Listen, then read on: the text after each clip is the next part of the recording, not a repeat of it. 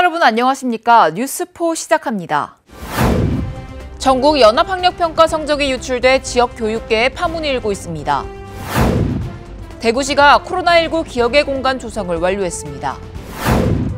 평창군 보건의료원이 장애인 재활 원격 화상진료를 실시했습니다.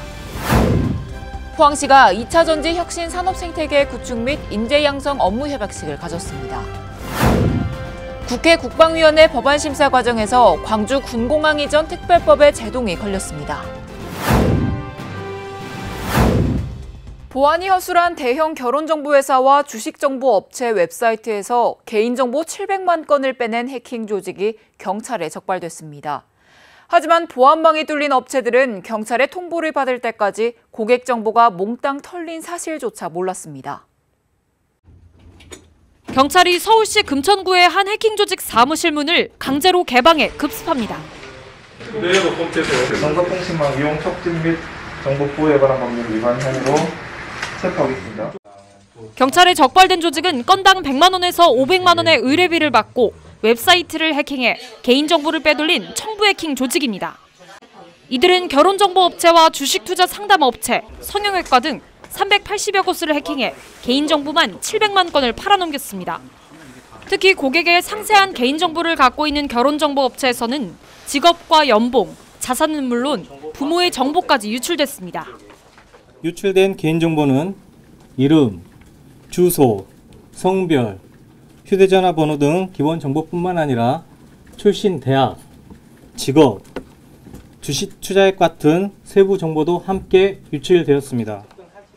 하지만 해킹당한 업체들은 유출 사실을 전혀 알아차리지 못했습니다.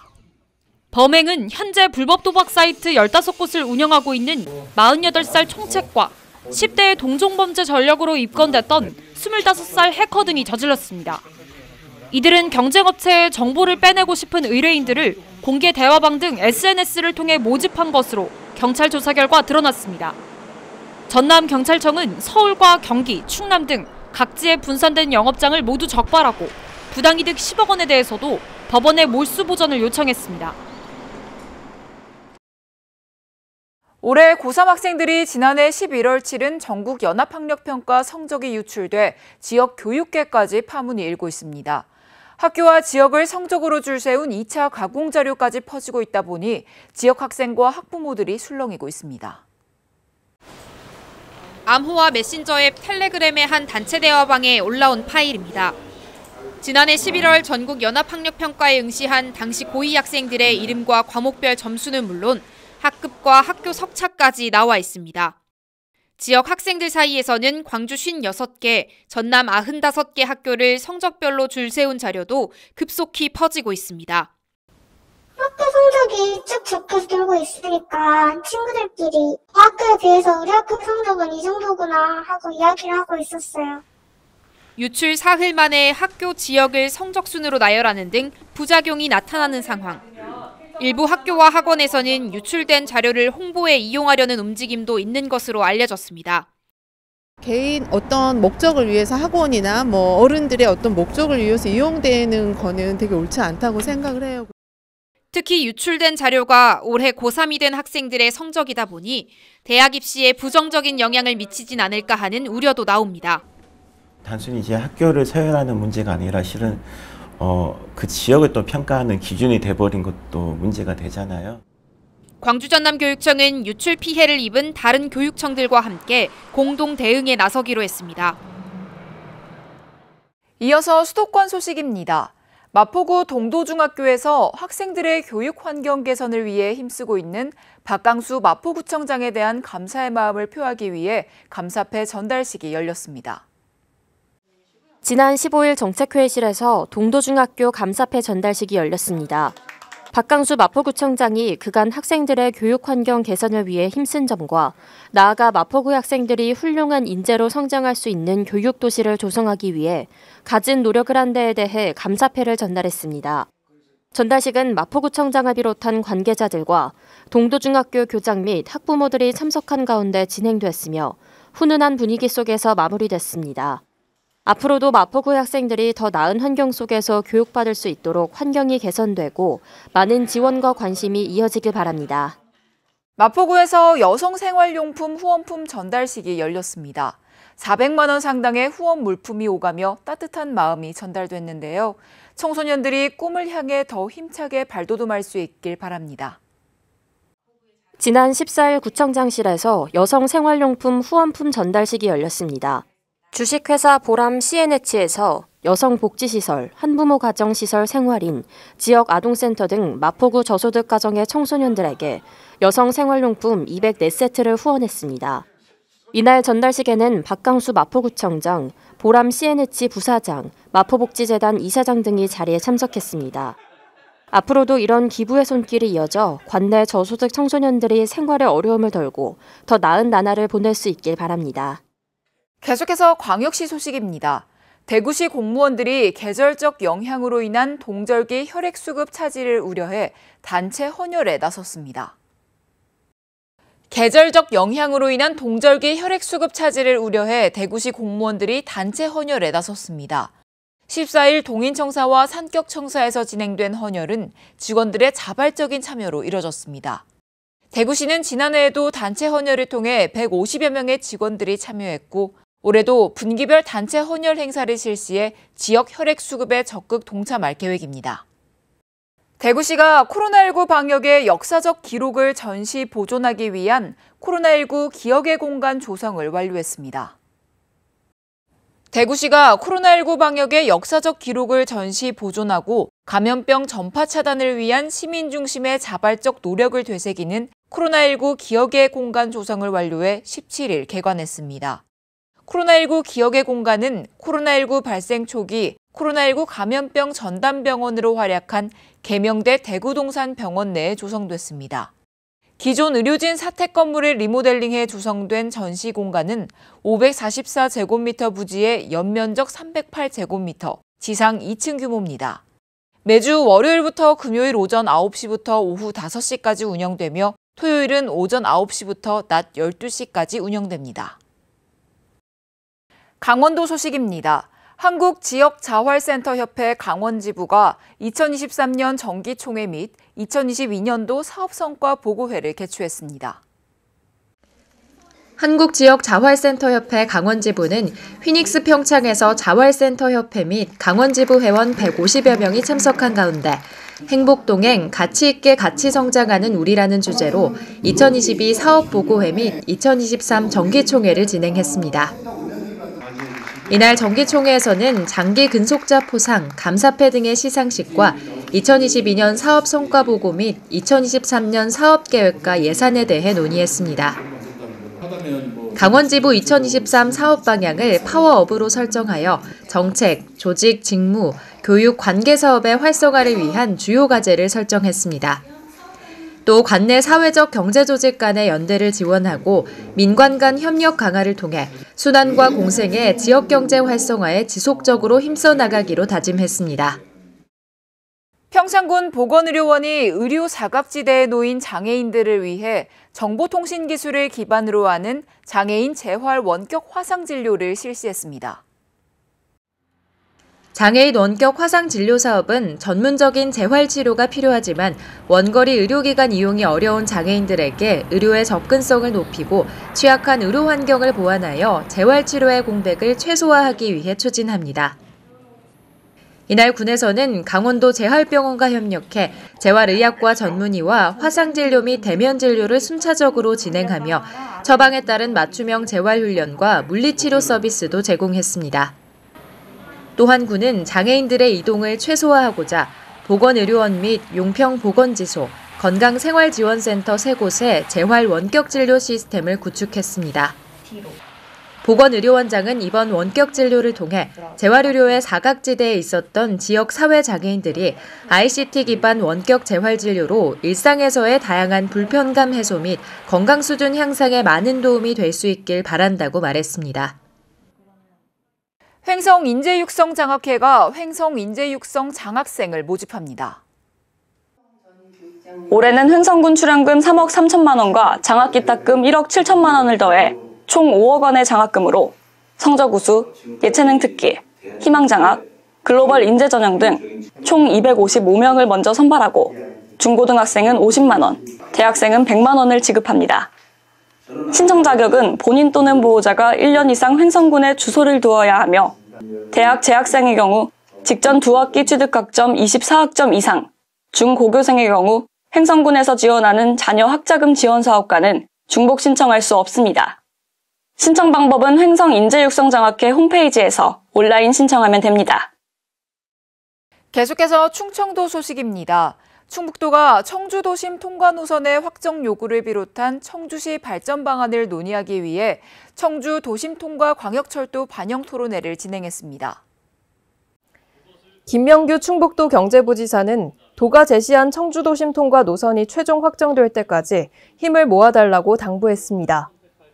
한편 도 관계자는 국토부가 예비 타당성 조사를 추진할 계획이라며 토론회를 통해 충북도민의 염원과 사업계획 수립의 의지를 나타낸 만큼 좋은 결과가 있기를 기대한다고 말했습니다. 충북도가 대기오염 물질을 내뿜는 소규모 사업장에 노후된 대기오염 방지시설 교체 비용을 지원합니다. 최근 개정된 대기환경보전법에 따라 사물인터넷 측정 기기를 의무적으로 부착해야 하는 사업장도 추가로 지원할 예정입니다. 설치 비용의 최대 90%를 지원하며 오는 3월 10일까지 신청이 가능합니다. 도는 전문가와 함께하는 현장 조사와 심의를 통해 지원 대상 사업장을 선정할 계획입니다. 이어서 경상도 소식입니다. 경상북도가 제32차 에이펙 정상회의 경주 유치 민간추진위원회 출범식을 가졌습니다. 정계, 경제계, 학계를 비롯한 외교 및 안보 등 각 분야 최고 전문가 13인으로 구성된 민간추진위원회는 각계 전문가로서 역량을 결집해 다양한 역할을 수행할 예정입니다. 경주는 정상회의를 개최함으로써 국정과제인 지방균형발전 실현과 관광 경제 활성화를 위해 앞장설 계획입니다. 현재 에이펙 정상회의 개최 결정은 올 하반기에 선정될 것으로 예상되며 유치 경쟁에 나선 지역은 부산, 인천, 제주 등입니다. 한편 이철우 경북도지사는 경주의 전통과 문화를 세계에 널리 알리고 해외로 진출하는 최고의 기회가 될 것이라고 밝히며 반드시 경주의 2025 에이펙 정상회의를 유치하겠다는 각오를 다졌습니다. 경북도가 도내 소상공인 대상 저금리 정책자금 지원을 위한 대구은행 특별출연금 전달식을 진행했습니다. 이철우 경북도지사가 경북신용보증재단에 대한 60억 원 특별출연 확약 증서를 전달받았습니다. 대구은행에서 특별출연한 60억 원은 고금리 상황에서 어려움을 겪고 있는 소상공인에게 900억 원 규모의 정책자금을 지원하기 위한 보증재원으로 사용됩니다. 또한 특별 출연에 더해 시중은행 중 유일하게 중소벤처기업부 소상공인 시장진흥공단 정책자금과 경상북도 소상공인 육성자금 2차 보전 사업을 결합해 2.44% 초저금리로 대출이 가능하도록 설계했습니다. 이철우 경북도지사는 고금리로 인한 경제 위기를 가장 최전선에서 체감하고 있는 소상공인에게는 생명수와 같은 지원이라며 경북도 서민경제 안정을 위한 저금리 지원 방안을 추진한 대구은행에 감사의 뜻을 전했습니다. 포항시가 보훈가족들의 오랜 염원이었던 통합보훈회관 건립의 막바지 점검에 두 팔을 거뒀습니다. 포항시는 새로운 모습의 통합보훈회관을 통해 국가유공자 및 그 유족에 대한 예우를 강화하고 호국도시 포항의 위상을 드높인다는 방침입니다. 포항시는 13일 막바지 공사가 진행 중인 포항시 통합보훈회관 건설공사 현장을 방문해 사업 추진 상황을 점검했습니다. 특히 이강덕 시장은 중대재해처벌법 시행 이후 한층 강화된 안전조치 상황을 살피는 등 직접 현장을 점검하며 마지막까지 안전에 만전을 기해 사업이 계획대로 추진될 수 있도록 관계자들에게 당부를 전했습니다. 한편 포항시는 기존 보훈회관이 협소하고 노후해 통합보훈회관 건립의 필요성이 지속적으로 제기되어 온 바 국비 포함 총 80억 원의 예산을 투입해 지난 4월 신규 보훈회관 착공에 들어갔습니다. 새로 건립되는 통합보훈회관은 지상 4층 규모로 10개 보훈단체의 사무실과 회의실 등을 갖추며 오는 3월 보훈단체의 입주와 함께 개관식이 있을 예정입니다. 포항시가 대한민국 2차 전지 중심 도시로 도약할 또 하나의 추진 동력을 확보합니다. 2차 전지 혁신 생태계 구축의 핵심이 될 인재 양성에 경북도 내 산학이 힘을 보태기로 했는데요. 2차 전지 혁신 산업 생태계 구축 및 인재 양성 업무 협약 소식입니다. 15일 포항시와 경상북도, 도내 2차 전지 기업, 산학 기관 대표 등 총 20개 기관이 2차 전지 혁신 산업 생태계 구축 및 인재 양성 업무 협약식을 가졌습니다. 이날 협약식에는 이강덕 포항시장과 이철우 경북도지사 등이 참석했으며 포항시와 경북도는 협약을 통해 포스코 케미칼, 에코프로 등 6개 기업과 선도 기업을 중심으로 2030년까지 양극 소재 150만 톤 생산체계 구축, 2차 전지 기업 간 전주기 협력체계 구축 등 2차 전지 첨단 전략 산업의 혁신 생태계 조성에 긴밀한 협력을 이어나갈 계획입니다. 또 2차 전지 기업들이 경북대와 영남대, 포항공대 등 도내 8개 대학 및 포항제철공고, 포항흥해공고 등과 함께 지역 산업과 연계한 지역주도 인재 양성을 위해 함께 노력하기로 했습니다. 이에 기업들은 지역 인재를 적극 채용하고 대학과 고등학교는 기업이 원하는 인재 양성을 위해 수요 맞춤형 교육과정 개발 운영에 나섭니다. 포항시와 경북도는 교육 혁신과 함께 인재들의 지역 정착을 돕기 위한 행정 재정적 지원을 아끼지 않을 예정입니다. 이어서 광주 전남 소식입니다. 광주 군공항 이전 특별법이 국회 국방위원회 법안 심사 과정에서 제동이 걸렸습니다. 정부가 기부 대항이어 부족분에 대한 국비 지원에 부정적 입장을 보이면서 법안 논의에 상당한 시일이 걸릴 것으로 보입니다. 송갑석 더불어민주당 의원이 발의한 광주 군공항 이전 특별법의 핵심은 이전 비용에 대한 국고 지원입니다. 특별법에 양여 재산을 초과하는 비용이 발생할 경우 국방부 장관이 부담한다는 조항이 있는데 기획재정부와 국방부 모두 해당 조항에 부정적입니다.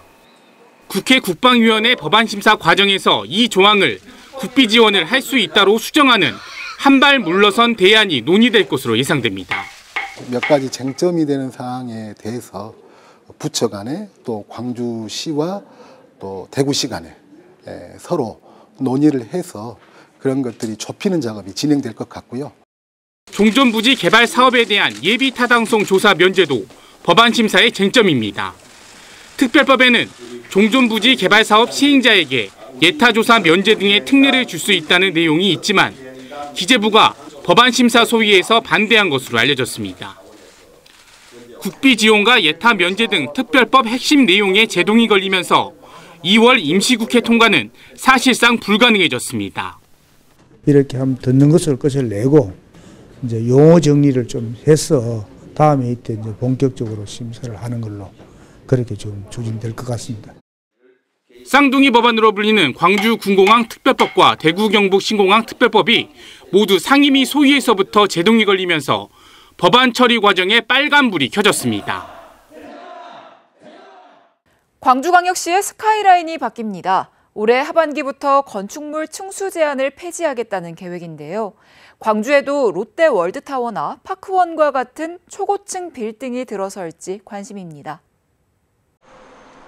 우리나라에서 가장 높은 건물인 잠실 롯데월드타워. 높이만 550m가 넘습니다. 지난 2020년에 완공된 여의도 파크원, 부산 LCT에 이어 전국에서 세 번째로 높습니다. 건물 이름만 들어도 바로 상기될 만큼 랜드마크 역할을 톡톡히 해내고 있습니다. 광주시가 스카이라인을 바꿔 광주만의 랜드마크를 만들겠다는 계획을 내놨습니다. 올해 하반기부터 상업지역 40층, 주거지역 30층 층수 제한을 폐지하겠다는 설명입니다. 지난 2021년 7월 민선 7기 당시 고시한 건축물 높이관리 원칙이 시행된 지 2년 만입니다. 획일적 높이 규제를 적용하여 창의적인 도시경관과 랜드마크 건축물 건립이 저해되어 온 것이 현실이었습니다. 따라서 우리 시는 창의적 도시건축물 디자인 향상 제도를 시행해 가겠습니다. 대신 지역과 권역별 특성에 맞게 스카이라인을 차등적으로 조정하겠다고 밝혔습니다. 도심 공원이나 녹지는 확대해 바람길을 만들고 주요 관문에는 랜드마크 건물과 역동적인 스카이라인을 조성하겠다는 설명입니다. 중점 경관관리 구역도 확대합니다. 무등산과 국립아시아문화전당, 영산강, 광주 송정역 등 기존 4곳에서 광주역과 광천동 일원, 백운광장 등 3곳을 추가했습니다. 이 구역에 대해선 경관에 가장 초점을 두고 특색 있게 조성하겠다는 계획입니다. 공동주택에 의무적으로 수립하는 지구 단위 계획 기준도 개정합니다. 용적률을 기존의 일괄 적용 방식에서 차등 적용 방식으로 변경해 사업자가 디자인에 초점을 두도록 하겠다는 방침입니다. 여수시가 자매결연 도시인 서울 강서구와 양 도시 간 우호 증진을 위한 협약을 체결했습니다. 여수시는 여수시청을 방문한 김태우 강서구청장과의 간담회를 통해 코로나19로 인해 저하된 교류의 물꼬를 다시 트고 관계 활성화를 위한 방안에 대해 논의하는 시간을 가졌습니다. 이번 교류 활성화 협약에 따라 여수시와 서울 강서구는 다양한 분야의 상호 교류와 협력을 통해 공동 발전을 도모하기로 약속했습니다. 2025년부터 인공지능 기술을 적용한 AI 디지털 교과서가 도입됩니다. 지능형 튜터링 시스템, 메타버스, 음성 인식 등이 여기에 포함되는데요. 교육부는 수학, 영어, 정보, 세계교과에 AI 디지털 교과서를 우선 도입할 예정이며 디지털 기반 교육 우수 사례도 도출한다고 밝혔습니다. 뉴스 마칩니다. 시청해주신 여러분 고맙습니다.